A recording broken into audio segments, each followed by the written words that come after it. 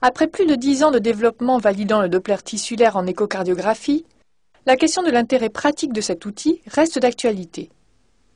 En effet, il semble exister un certain degré d'inadéquation entre les validations scientifiques et les applications de ces mêmes techniques, souvent générateurs de freins dans l'utilisation des outils disponibles. Or, dans le flux continu des nouvelles techniques qui nous submergent depuis les années 90, le Doppler tissulaire est véritablement l'instrument à retenir plus particulièrement, car facile à intégrer dans nos examens quotidiens. Après quelques rappels physiques, nous décrirons les principales applications du Doppler tissulaire. Sur un plan technique, on retiendra deux approches différenciées dans l'obtention et le traitement de l'information. Conformément à la technique Doppler, ce dernier se dérive d'abord sous une forme impulsionnelle, ou Doppler pulsé, permettant l'analyse des vitesses de déplacement des parois en un point spatial d'échantillonnage. On obtient ainsi en fonction du temps un spectre de variation des vitesses systoliques et diastoliques.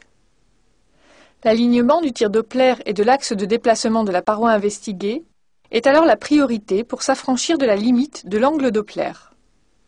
De ce fait, les vues apicales sont utilisées pour les mesures de la composante longitudinale de la contraction myocardique. Le mode Doppler pulsé bénéficie d'une excellente résolution temporelle avec une cadence d'échantillonnage proche de 3000 Hz.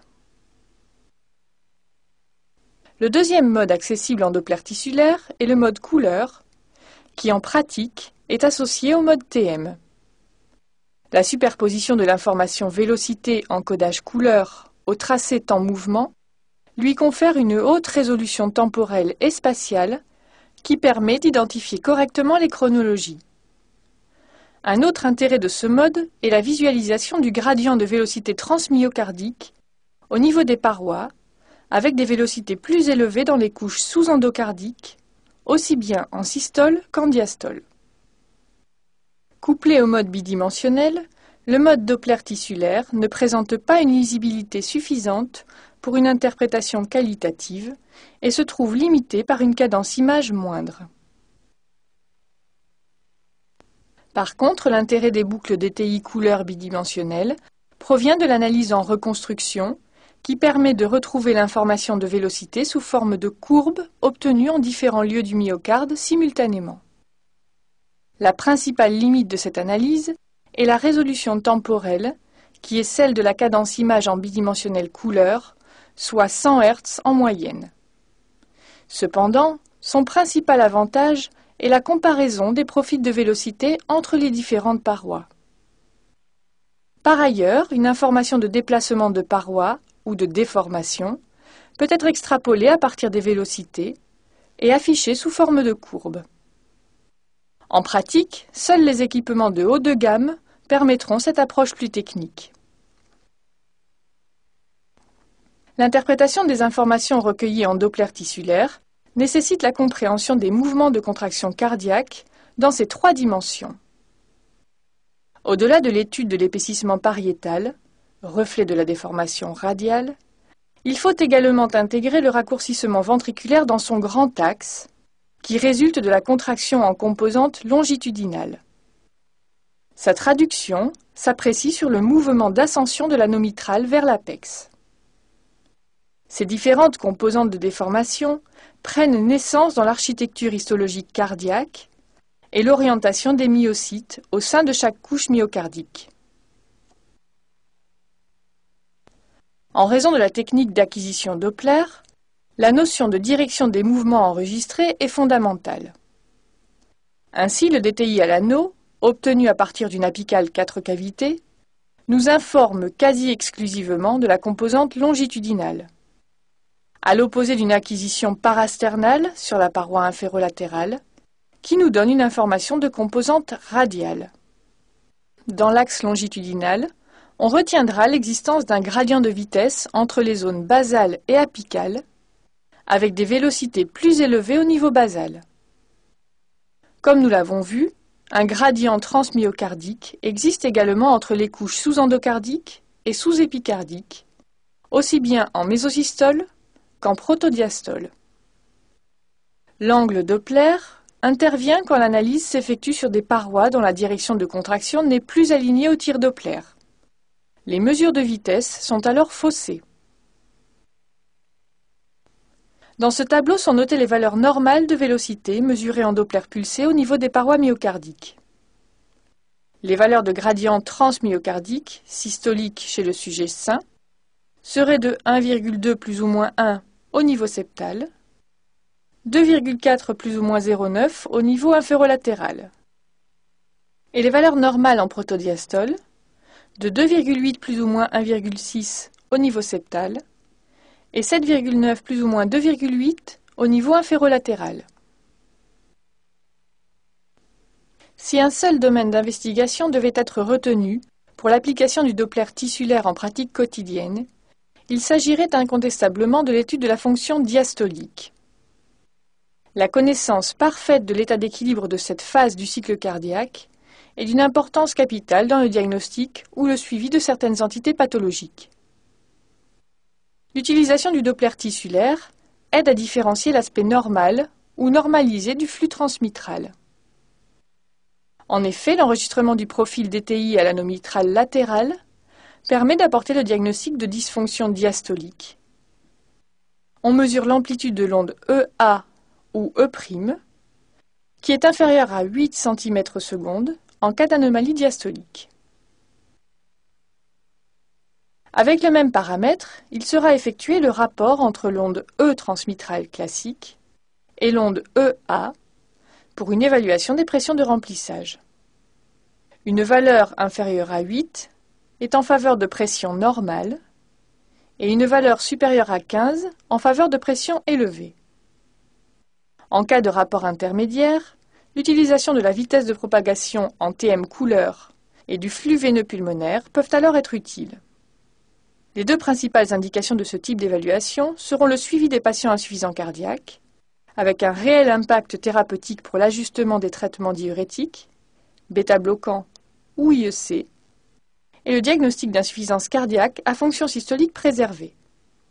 L'intérêt majeur du rapport E sur EA est sa facilité d'obtention et sa validité en cas de fibrillation auriculaire. Plus en retrait dans l'analyse de la fonction cardiaque globale, derrière les mesures de référence que sont les volumes ventriculaires et le calcul de la fraction d'éjection, la place du DTI est discutable en raison des variations observées dans la population normale. Les travaux de Yu ont clairement démontré un certain degré de corrélation entre la fraction d'éjection et l'onde systolique S à l'anneau latéral. De ce fait, en cas d'estimation difficile de la fraction d'éjection pour des raisons de fenêtre ultrasonore, la mesure du pic de vélocité systolique à l'anneau mitral peut être intéressante et rassurante pour des valeurs moyennées supérieures à 8 cm/s. Une des limites de cette approche est la présence d'une séquelle d'infarctus en regard de la zone analysée. Dans l'évaluation de la fonction du ventricule droit, de récents travaux viennent appuyer l'intérêt porté au mouvement systolique de l'anneau tricuspidien dans sa partie libre. Initialement investigué en mode TM, le DTI nous donne un bon indice de fonction ventriculaire droite par la mesure de l'amplitude de vélocité à l'anneau. On retiendra une valeur inférieure à 11 cm/s pour une fraction d'éjection ventriculaire droite inférieure à 45%, qui est associée à un mauvais pronostic. La myocardiopathie restrictive peut dans certains cas poser le problème du diagnostic différentiel avec la péricardite constrictive. Dans ces deux situations, on retrouve des cavités ventriculaires de petite taille, une fonction systolique préservée et une dilatation des massifs auriculaires et de la veine cave inférieure. Au-delà de l'étude du flux dans la veine cave inférieure et des variations respiratoires des flux mitral et tricuspidiens parfois difficiles d'interprétation, c'est ici le DTI à l'anneau latéral qui permettra l'orientation diagnostique. En effet, une amplitude de l'onde EA inférieure à 8 cm/s, ainsi qu'un retard de l'onde EA par rapport à l'onde E mitrale, seront en faveur d'une myocardiopathie restrictive, alors que dans la péricardite constrictive, ces paramètres sont normaux. Le diagnostic différentiel entre myocardiopathie hypertrophique et hypertrophie adaptative du sportif, peut être également difficile et lourd de conséquences. Sans la prétention d'un critère discriminatoire absolu, le DTI apporte un élément supplémentaire dans l'algorithme décisionnel. En Doppler pulsé tout d'abord, des mesures des ondes SA et EA, moyennées sur 4 sites annulaires inférieurs à 9 cm par seconde, seront en faveur d'une myocardiopathie hypertrophique, avec des sensibilités et spécificités de 73 à 97%. L'approche en DTI TM couleur se focalise sur la notion de gradient de vélocité myocardique qui sont présents chez le sportif. Leur abolition signe une altération de la contractilité à un stade précoce, retrouvée dans les myocardiopathies hypertrophiques, comparativement aux sujets sains et aux sportifs. Cependant, l'analyse étant qualitative, ce critère reste de maniement difficile. Le sujet transplanté cardiaque doit également bénéficier d'un suivi spécifique, avec comme objectif principal la détection du rejet. Ici encore, le DTI peut aider, en complément de l'étude du flux transmitral, à orienter le diagnostic. C'est principalement l'effondrement du gradient de vélocité protodiastolique qui en sera le marqueur principal, mais non exclusif. Nous avons précédemment décrit l'intérêt du DTI dans le suivi des patients insuffisants cardiaques, notamment par le biais des pressions de remplissage. En amont de cette analyse, Geneviève Derumeau a également démontré l'intérêt de l'étude des gradients transmyocardiques comme marqueur pronostic discriminant en cas d'abolition. Une autre application fondamentale du DTI cible la recherche d'un asynchronisme intraventriculaire afin de mieux diagnostiquer les patients insuffisants cardiaques réfractaires qui pourraient bénéficier d'une resynchronisation biventriculaire. À partir d'enregistrements des zones basales, seront respectivement mesurés les délais électromécaniques, de l'onde de Q à l'électrocardiogramme jusqu'au début de l'onde systolique en DTI, et les délais électrosystoliques, de l'onde de Q à l'ECG jusqu'au pic de l'onde systolique en DTI. À partir de 40 millisecondes entre les parois les plus précoces et les plus tardives, sur l'un ou l'autre des critères, il sera diagnostiqué un asynchronisme intraventriculaire qui sera significatif au-delà de 65 millisecondes. L'ischémie aiguë entraîne une réduction significative des vélocités systolo-diastoliques. C'est dans la recherche de viabilité que le DTI semble en pratique pouvoir discriminer la séquelle fixée de la sidération myocardique, notamment par l'étude des gradients de vélocité transmyocardique.